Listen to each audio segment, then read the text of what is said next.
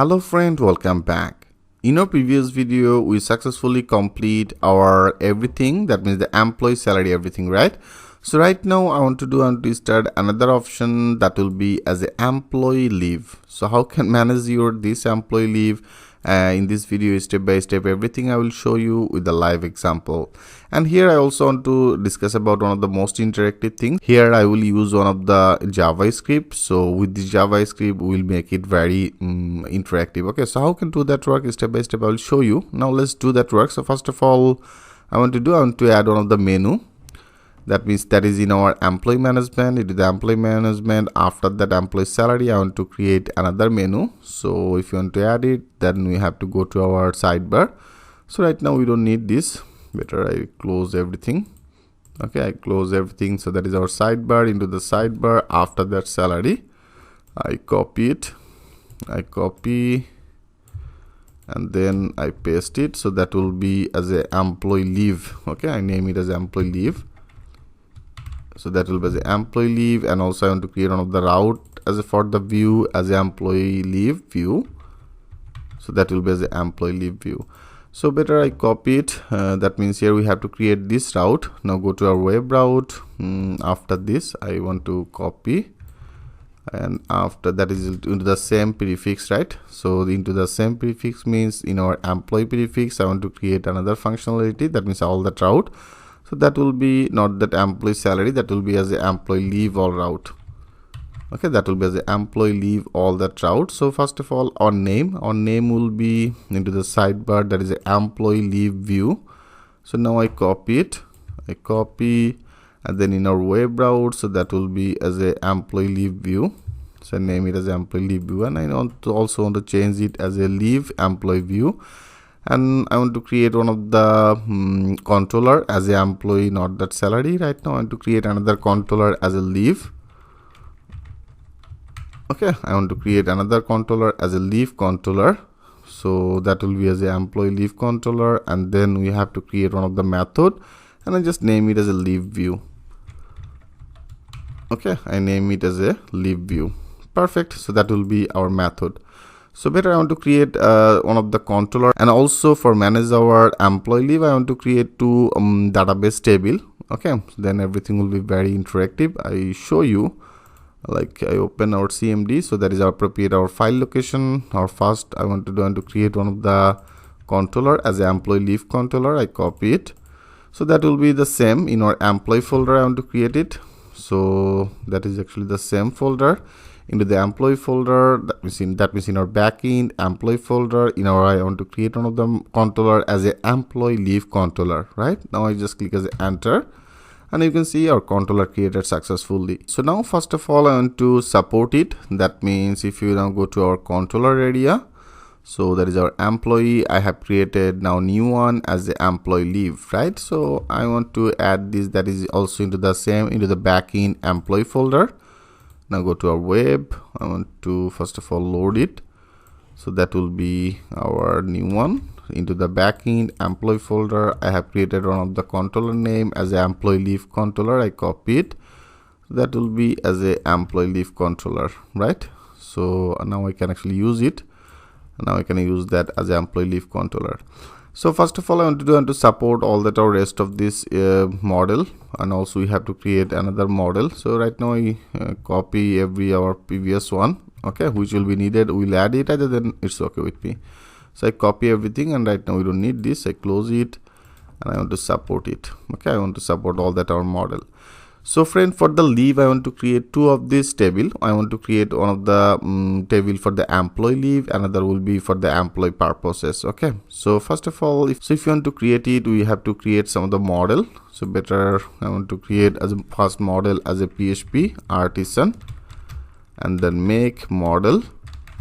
And now here I want to create one of the model as a leave purpose.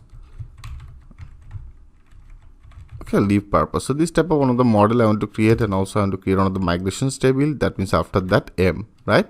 So now if you click as a enter, it will be created one of the model, and also it's created another migrations table.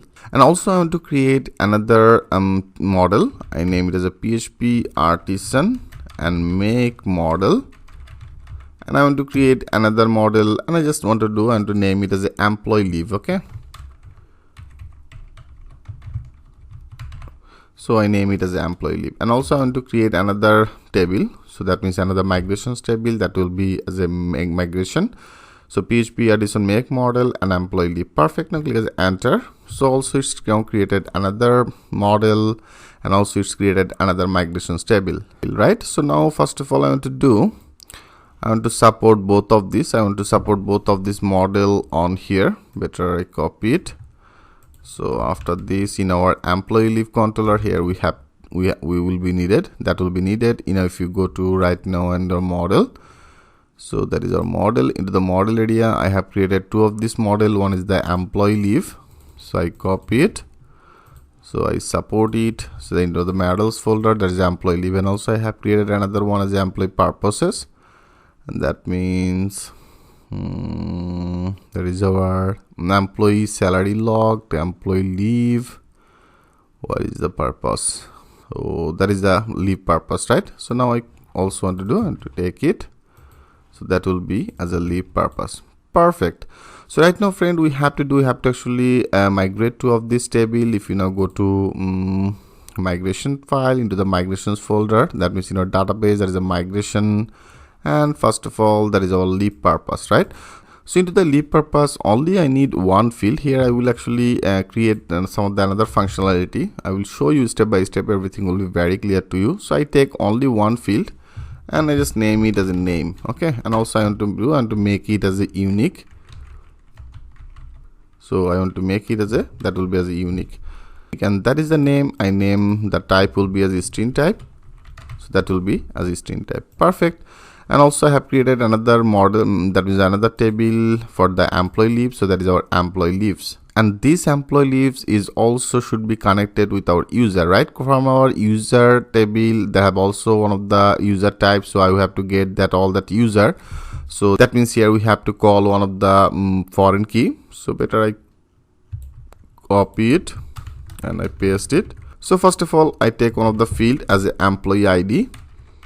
Okay, employee underscore ID. So this employee ID will be one of the foreign key of our user ID. Okay, so better I want to put some of the note for you, then it will be helpful to you. So I make it as a comment.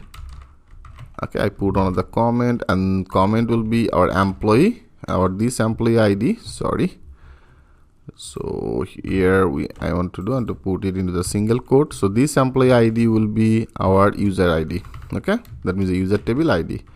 So I put some of the comments for you, that will be helpful, and that will be obviously one of the integer. So I make it as an integer. Okay, and then I want to make another one as a integer, that will be I name one of the another foreign key of our this table. This table means this leave purpose. So that will be one of the this leave purpose ID. Okay, so now I want to take another one as a leave underscore purpose underscore ID. So that will be our another field. And also I want to take another field, that means leave started date and the leave ended. I make it as start underscore date, and then end date and underscore date. Okay, I take both of this field and I make it as a date format. So that will be as a date type, and that will be also as a end date, that means a date type. Perfect, friends. So right now I take there is actually the 4 of this field for our employee leave, and as I told you, this employee ID will be one of the foreign key of our this user ID, and integer I make it as another field as a leave purpose ID. That means that will be one of the foreign key of with our this table. Okay, here that should be also connected. So that is our purpose table. And also I take another one as a leave purpose table, and I name this as a name, as a one field only, as a name field, and that will be as unique. Perfect. So that is our leave purpose, and that is our employee leaves. Right, friend?